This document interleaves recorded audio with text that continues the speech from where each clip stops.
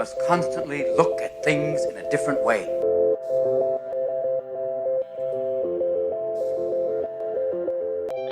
The Healthcare Education Transformation Podcast was created by two physical therapists out of the desire to learn more about the different educational roles in physical therapy and healthcare, and how healthcare education works by talking with educational leaders and people with different perspectives within physical therapy and across interdisciplinary lines on how education can be improved to disrupt the status quo of healthcare education.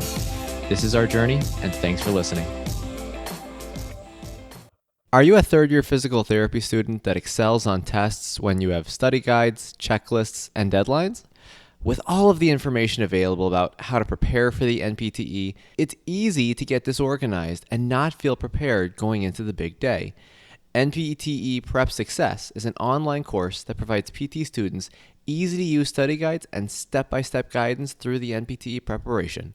To learn more, visit kylericeprep.com. Thank you again all for your continued support, and now for the show. So when you're implementing this type of stuff, I mean, is the practical exam going to become obsolete now? Is there something, I mean, what goes on with the practical exam, the 5 exams that you take a week?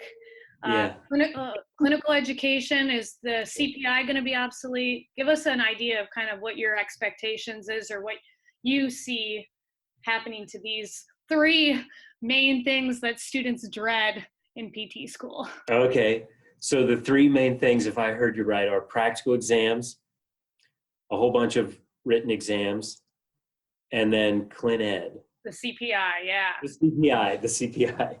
Okay. I think, let me start with practical exams. And I can talk about I can talk about examination or assessment broadly.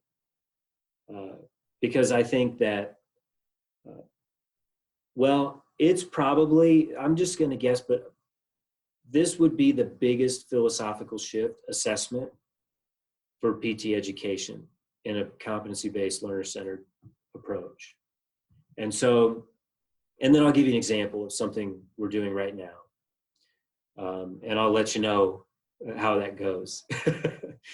But one of the things that you want to do is make sure that the learner is focused on learning, not just getting through an assessment, getting through an exam or a practical. And so to do that, we have all this science about how people learn, and then we have the realities of curriculum and how much time you have to do it. And sometimes those can be in conflict. But what you don't want is people cramming, if you will, or doing whatever they have to do to get through an exam at the expense of a more long-term learning, and sort of a focus on improvement over time. And so practical exams, in any health profession where you're going to go out and work with patients, you have a balance of learning and improvement, and then making sure you're competent to work with a human being, a patient, and that you're going to be safe and deliver good care to them.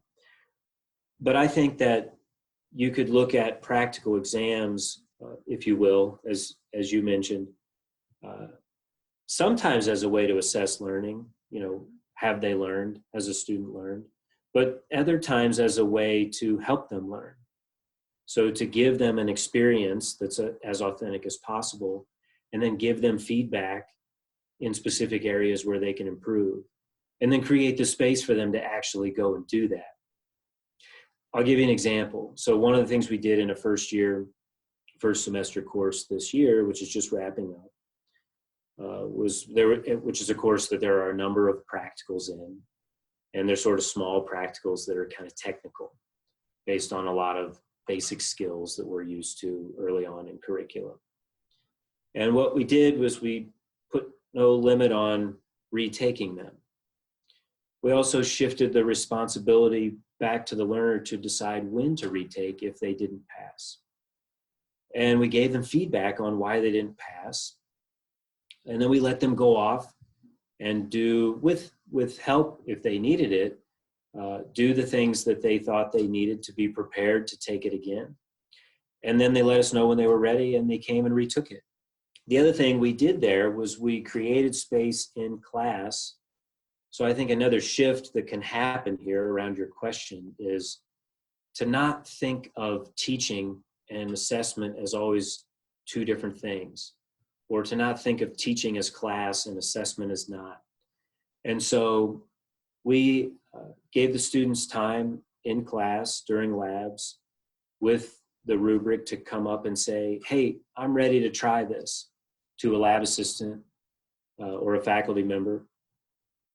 And they could do it in a low stakes environment that did not affect their grade, and they could get immediate feedback on how they did. And I think that, I don't have the final numbers yet, but our preliminary report about halfway through the semester, scores were up and failures were down.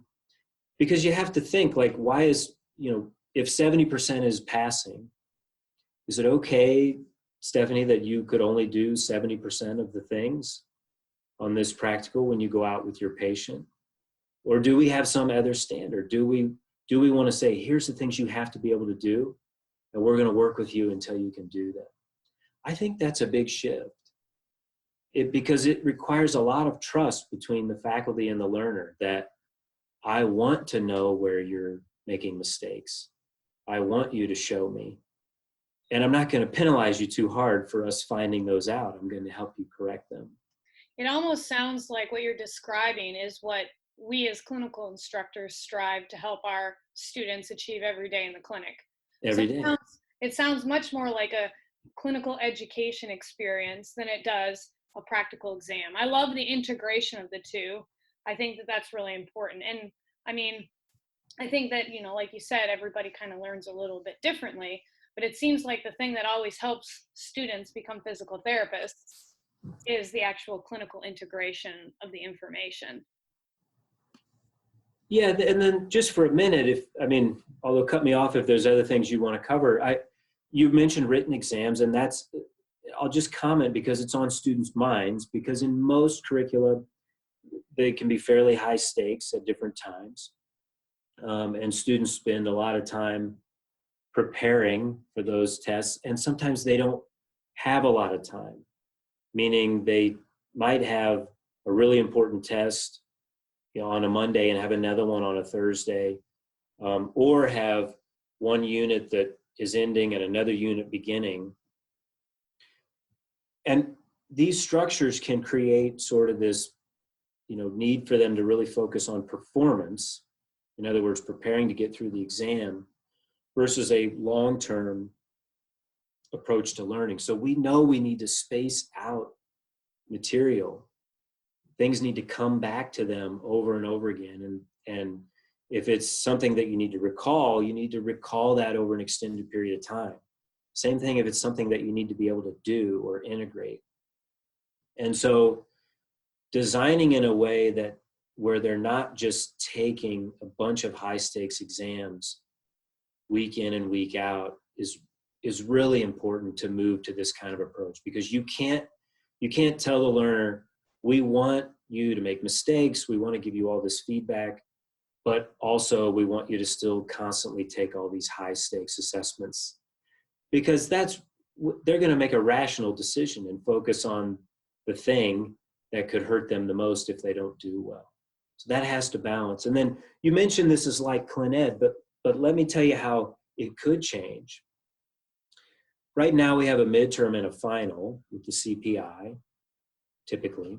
And not everybody uses the CPI already, but a lot do.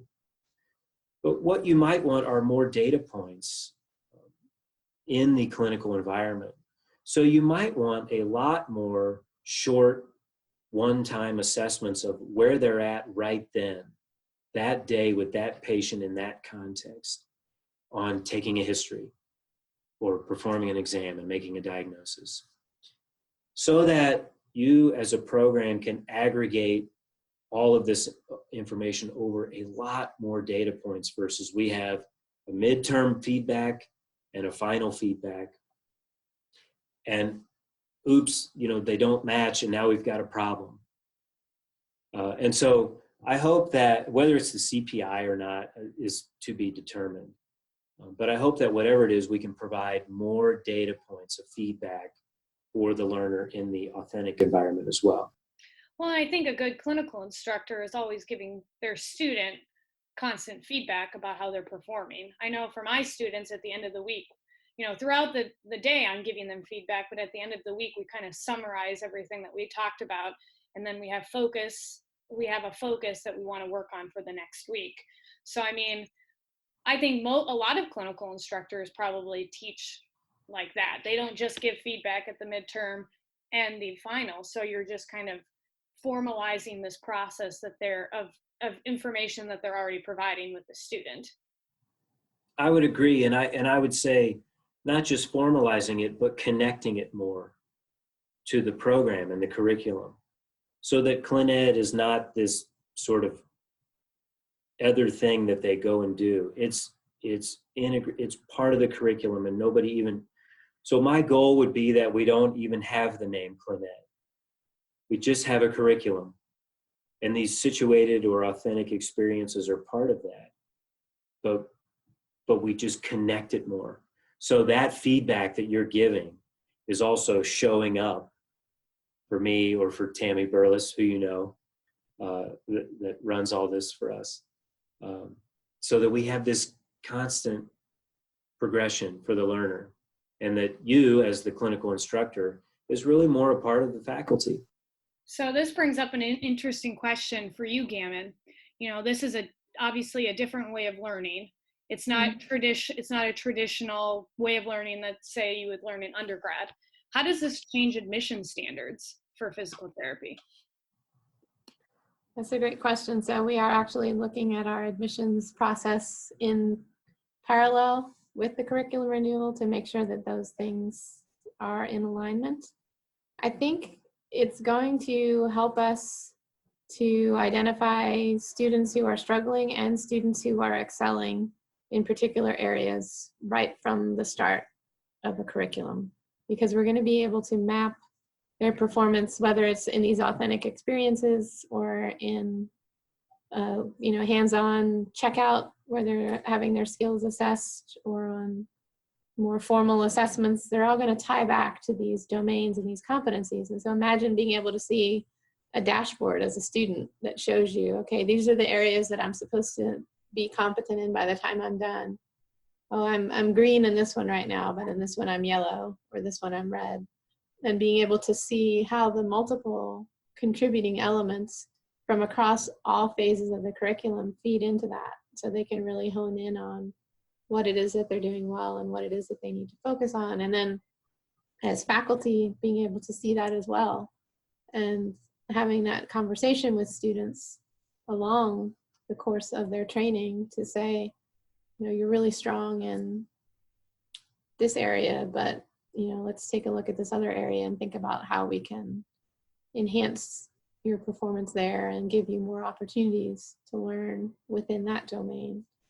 And being able to, share those same dashboards with clinical instructors. And so everybody's looking at the same data, and it's all triangulating to really help to guide that particular student in the way that they need. And I think that will help us to support students who come in with different backgrounds and different areas of strength to begin with versus areas where they need more work, and be able to facilitate learning for everyone coming in. It sounds like this kind of curriculum allows more diversity within the profession. I know that's been a huge talking point with APTA. You're not just focusing on grade. I mean, I know WashU doesn't specifically just focus on grades, but there are a lot of PT programs that look at GPA, they look at GRE scores, they look at some of these more standardized measurements that we have. And from studies in diversity, we know that that's not necessarily the case for every qualified student who would be a great physical therapist. And I know Chad Cook has talked about in his lectures that he's given about, changing the admission requirements and trying to look for more leadership qualities in students versus just these data points like grade point average, et cetera. So it sounds like that this curriculum is better able to meet that need of diversity for healthcare providers. What are your guys' thoughts on that? Do you think that that's something that is that will help us achieve it, or what are some other things that we can maybe do with these curricular changes to achieve diversity in our profession? I think that the shift towards this model allows you to create the structure to not only maybe admit differently, build a more diverse class, but it also hopefully allows you to put the supports in place so that everybody can succeed. So some of that you're asking about within the curriculum itself, but I also heard you asking about the admissions process, and you're right. I don't have hopefully in mid-January, I could even show you this, but it's because we're still discussing it. We created an admissions task force, and of course we have an admissions committee. That's one of the first things we started working on, because you can look at, if you're going to have a competency-based approach, why don't you also have a competency-based approach to admissions?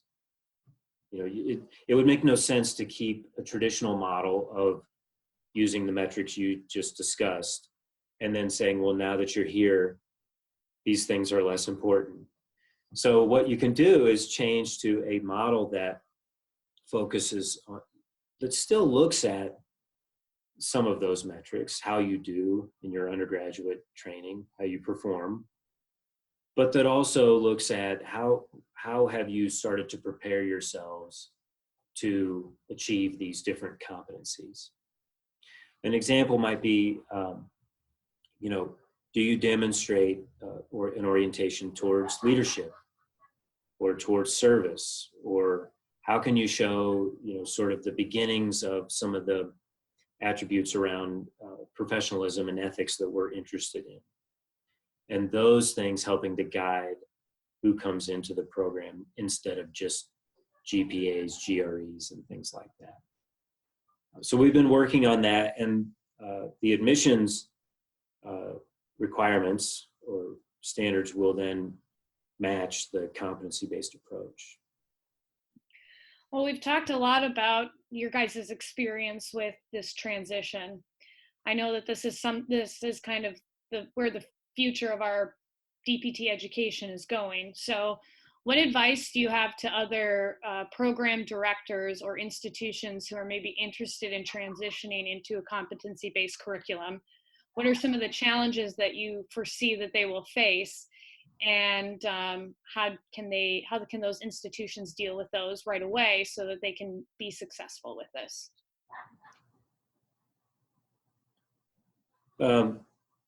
I think that there are a number of challenges related to, well, one, you have to have the support. What I mean by that is not only just the emotional and verbal support, but there has to be the financial support and the commitment from the program to do it. I mean, in fact, if you don't have that, I don't know if I would do it because it's resource intensive. This requires everybody spending a lot of time and a whole faculty coming together around a different approach. It's not something that I think you can just say, we're doing this now, and then ask people to implement it with all these different thoughts about what it means and what it might be. So you have to have support. There's going to be technology challenges that institutions will face. How will they track all of this data that we just talked about around assessment and student performance, and making sure those things talk? That's one of the most exciting things from ELP is some of the discussions they're having about it. How can we be able to look at these things, from even pre-admissions through into practice? And so those things can be a challenge. You have to do faculty development. And I don't mean sort of a one-time workshop. You have to have ongoing faculty development conversation and bring in experts that can help the faculty, again, get this shared understanding of what it is they're going to be doing. Those are some of the biggest things that, and then imagine the institutional support you need. So whatever structure you're in, if you're a program in a department or a department within a school or a school within a college, you need support from higher level administration so that you can have the conversations around how to manage all these things on the back end. So if you're doing competency-based education, what's the registrar going to think? If you're providing more flexibility to the learner, what help do you need so that they can actually have that flexibility versus somebody saying, where's this course grade? You have to have a course grade. So there's a lot of back-end conversation and support needed to transition some of these things. There's good examples actually in undergraduate education. So I think more and more of our learners will come in used to this over time, over the next 10 years. There are a lot of universities that have transitioned their core curricula to a competency-based model where they are tracking towards competence in broad domains above the level of courses. And so as that grows in undergraduate education, especially in the liberal arts, I think our students will be more used to it, registrars will be more used to it, and other people in the university that we count on. Do you have any challenges that you'd like to add to that, Gammon? From my perspective, one of the concerns is faculty workload. As you're developing something new and preparing to launch it, knowing that you're going to continue to deliver what has been the current curriculum, because there will be students who have entered that curriculum and are working toward completion of it, while also layering the renewed curriculum on top of that. I think that's something that people need to be cognizant of, to figure out ways to protect people's time so that they do have the ability to do both, and or to bring new faculty aboard to manage that increase in workload, and not just assume that you can do it all with what you have available currently in terms of people's effort. And then I think, for a university that's interested in this, you don't have to sort of go whole hog all at once either. That, we've done some of these pilot examples like Steve mentioned, and I think, even small steps like that towards trying to, make the environment more learner-centered and facilitate long-term retention of information versus short-term performance are steps in the right direction. I think you guys did a very good job outlining, defining what competency-based curriculum was, talking about how you've implemented it, talking about the challenges and the limitations to it. Obviously, this is kind of the future of DPT education. We always close our podcast with a standardized question, since we're talking about standardization as well. If you could change one aspect of healthcare education in physical therapy or in any other profession, what would you change and how would you change it? If I could change one thing, so you're giving me free license here, it would be our societal commitment to the health professions education. And what I mean by that is, if you look at healthcare expenditures globally, the expenditures on education are maybe 2% of all of that, of what we spend on healthcare. I think that makes no sense. So I think we've set up a structure that makes it costly for people to enter the health professions. And I think that we're in a profession that gives so much back to society that we should value it more, and that we should that our governments should fund it more directly. There are some funding models, as you know, in medicine especially, but it's not enough, clearly. And so if I could change one thing, it would be this commitment to the health professions, and sort of thinking about it the other way around, instead of saying, why does it cost so much? But instead asking, why don't we support these people that are going into a caring profession, and that they're going to give the majority of their lives to helping all of these people? Think about how many people, Stephanie, you help on a daily basis, but how little commitment there is from our society towards you becoming this person. You're expected to do it as an individual because you're expected to get all these individual returns. And you do get individual returns. We make a high wage if you look at the national medians in this country. But there's not enough commitment to the development of health professionals from our society. What about you, Gammon? I think my answer is in the same vein. I see talented students who I think could really contribute in the health professions career, particularly in something other than medicine specifically, but I think that we are falling behind in physical therapy and other health professions relative to physician training in terms of the financial support that is available to help people pursue these professions. And, there have been a number of big announcements at major universities about major investments in MD training, made possible through gifts from donors, for example, where, some universities now, their MD training is tuition free. And so, trying to move physical therapy and other health professions in that direction, at least where the financial picture is not so disparate between training to be a physician and training in other health professions that it drives people exclusively in that direction to the detriment of the other careers. Because I think it's important that we continue to attract top quality students, and in particular, students from diverse backgrounds, including diverse socioeconomic backgrounds. So if we, slant the balance so dramatically that the only financially viable solution is to go with training to be a physician, I think the other health professions are going to experience a real loss and be at a disadvantage. So I think trying to advocate on behalf of the non-physician professions within this realm of investment would be my push. I love how you guys are thinking about this in the sense of how can we support these people more.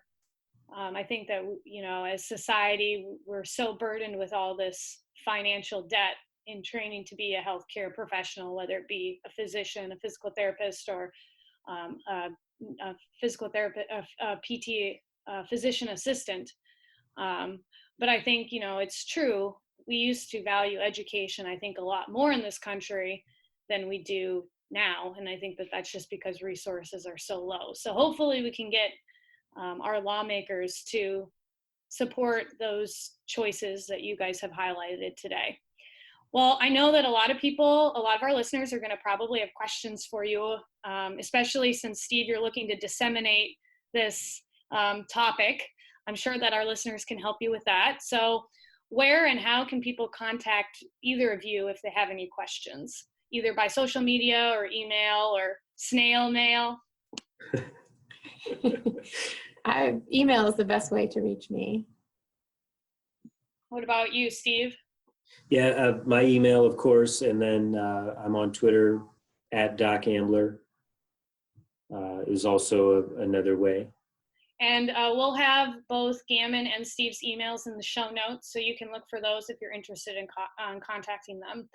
Thanks again for joining us, you guys. It was a wonderful conversation. I hope that our listeners learned a lot more about competency-based curriculums. And thank you to our listeners for listening to another episode of the Healthcare Education Transformation Podcast. Access to healthcare is one of the largest issues facing both providers and patients, as millions of people worldwide lack timely and affordable access to healthcare. Anywhere Healthcare, a telehealth platform, is a simple, low-cost option for providers and patients that eliminates the barriers to access to all kinds of healthcare. To find out more, check out anywhere.healthcare, which is available on our show notes. And if you use the code HET in all caps when you email to sign up, you'll save 25% off the total cost. Thank you for attending class today, and we hope that you learned something and gained value from the content. If you'd like to schedule office hours with us, feel free to add us on Twitter at HET Podcast, on Instagram, HET Podcast, on Facebook, the Healthcare Education Transformation Podcast, and the homepage, healthcareeducationtransformationpodcast.com. And for those of you following along in the syllabus, Extra credit can be obtained by liking us, sharing us, and leaving a review. Let's continue our journey up Mount Educational Success as lifelong learners.